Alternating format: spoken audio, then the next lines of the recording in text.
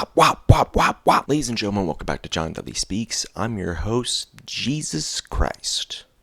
Girl. Maryland native Josh Tillman began his ascent into the 2000s indie circuit by initially opening for singer-songwriter Damian Hirado, migrating to Saxon Shore, and then eventually Fleet Foxes by the end of the decade, performing on the drums for them for the excellent Helplessness Blues. Upon signing to Sub Pop and striking out solo under a new name, Father John Misty, his musical identity shifted to include more psychedelic elements and earnest, uplifting storytelling, leading to 2012's terrific Fear Fun. A few years later, I Love You Honey Bear followed with Chateau Lobby No. 4 and other far-reaching indie psych rock jams, and it's one of Josh's best works still, full of instrumental mastery and sonic ambition that simultaneously felt timeless and predictive. Real Love Baby ruled 2016 as a single and continues to reap the benefits now due to its TikTok virality, but the next year the expansive, orchestral, pure comedy fully established Father John Misty as one of the most important names in modern indie rock, akin to a James Blake and a Bon Iver. God's Favorite Customer came in 2018 and continued his run, distilling his approach to mood and atmosphere more than ever before. A quiet start to the 2020s decade ended when Josh announced Chloe in the Next 20th Century, and while it's not the best in his catalog, the progression of his brand of Baroque pop, mixed with alluring jazz embellishment, contains some of my favorite moments of his career so far, most especially Funny Girl and Goodbye Mr. Blue, which brings us to the next phase of Josh's artistic journey this fall's Mahashmashana. And if there's one album that combines all of his diverse deviations from the norm and then puts them in a cohesive, tightly constructed package, it's this one.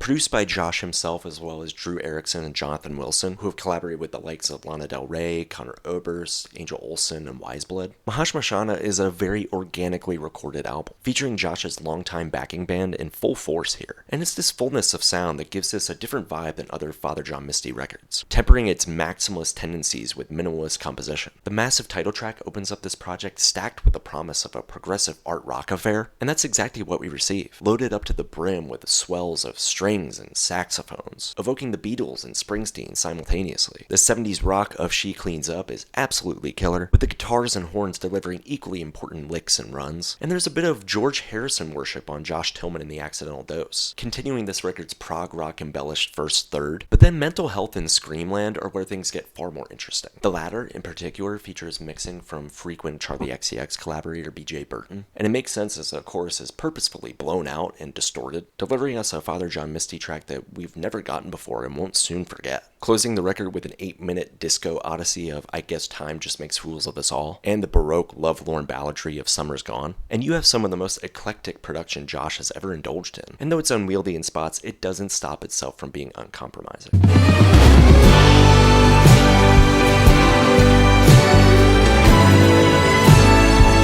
Like Chloe before it, Mahashmashana features a writing style from Josh that's almost omniscient, drawing on experiences from a filtered, objective point of view, which aligns with Josh's claims of erasing himself from his work. Translating to Great Cremation Ground, the title track references the cycle of rebirth, opting to tell a rather straightforward story of two lovers, but it's how he emphasizes the interminable depth of existence that speaks to this universal idea of rebirth and love. The punky defiance of She Cleans Up is yet another lyrical gem, using analysis on the New Testament, Jonathan Glazer's Under the Skin, the hashtag #MeToo movement, and the modern media landscape of celebrity and sex. His Take It From a Demon refrain at the end of the track really hammers home his disdain for hypocrisy, potentially his own. But it's his quote at the end of the track, "Sure your politics are perfect with the gun against your head," which is probably one of the finest commentaries on sexual abuse in Hollywood, which threads the needle on how abusers need to be taken down, but also the faux allies are complicit by saying all the right things even though they're not taking accountability for allowing it to happen. The storytelling in Josh Tillman and The Accidental Dose and Mental Health avoids inviting in Josh's personal perspective, all by using literary allusions and themes to emphasize identity crisis and unfulfillment. None of that compares to the centerpiece on this record, Screamland, which excellently skewers optimism with optimism. A satirical version, that is, like a funhouse mirror of Hillsong worship. In essence, Josh accentuates the darkness that lurks behind the facade of happiness and overwhelming clarity, and instead offers a faithlessness and ponderance over whether we deserve that rebirth. It's heartbreaking and it's bleak, but it's nonetheless an incredible human depiction of dejection that works so well because of how Josh presents it.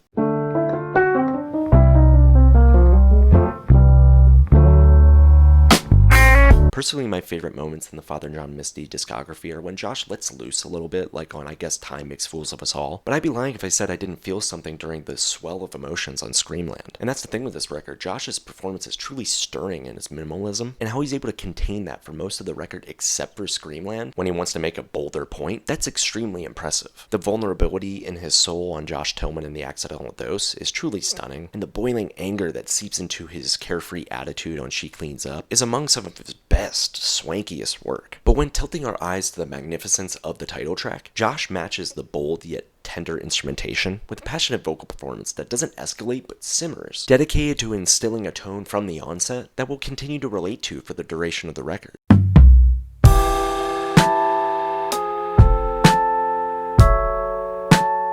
With 8 tracks that last 50 minutes, the pacing might hit mild hiccups from time to time, but for the most part, Josh cuts out the fluff despite a lot of the tracks being over 5 minutes long. The title track crosses 9 minutes and every bit of it is worth that length, as is the disco-inflected 8-minute run of I Guess Time Just Makes Fools of Us All. But conversely, the driving force of She Cleans Up keeps things moving early on. The midsection might be the strongest element of this track listing, mainly because of the climactic instrumental moments on Screamland and the meditative portions of Josh Tillman in The Accidental Dose, Mental Health, and Being You. So although it isn't the most focused he's ever been, it's pretty damn close.